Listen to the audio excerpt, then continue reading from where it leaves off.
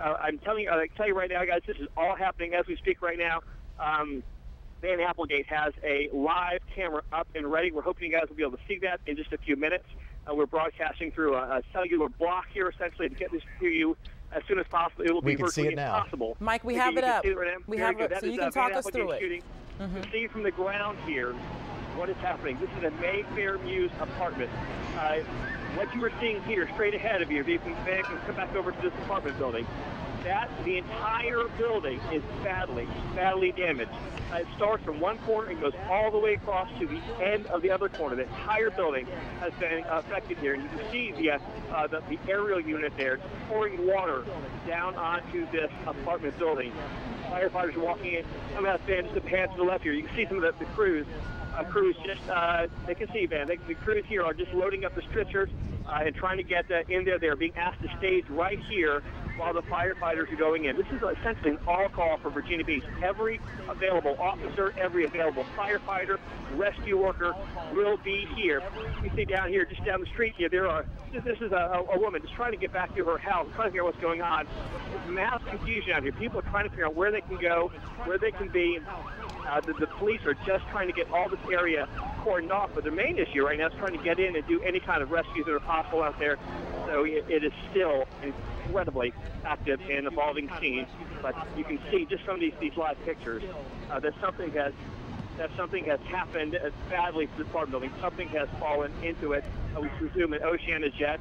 You can hear some of the buzzing right now. They are actually asking us to jump back out of the way. They're still trying to get fire trucks in to that area. And as I'm speaking to you, we are grabbing our equipment out of the street so they can get the trucks past us and into this area. Fire trucks right now are still coming to the scene. It is an absolute disaster here. And Mike, right near you, we see that a crowd of people to the right of Van's camera right there.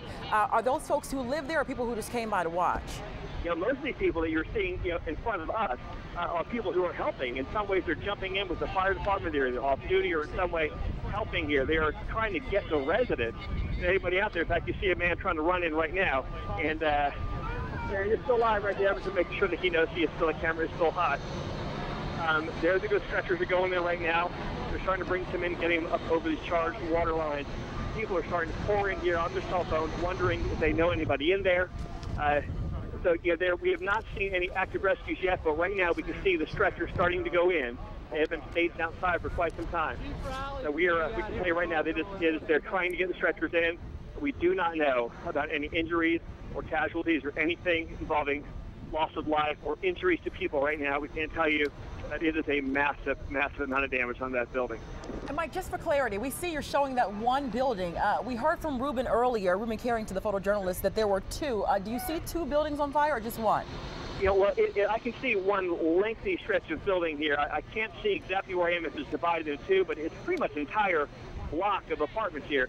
What Van is showing you right now is the side end of one, and it continues down several hundred more feet. It looks to me like it is one building or perhaps maybe two butted together in an L shape. But they are clustered together. These are old brick apartments here around 24th and Bird Neck. It appears to me to be one building that sustained most of the damage. In fact, you can still see the flames. They're trying to fight coming out of the roof right here. It could be two buildings because they're all butted together in L shapes. So it could be as many as two. We have a couple trees blocking our view, but no doubt about it. Any way you want to look at this, a significant amount of damage here, and who knows what else when crews get in there. I mean, just looking at that image, too, the top of that building right there where clearly something hit, it's just giving us chills back here in the studio.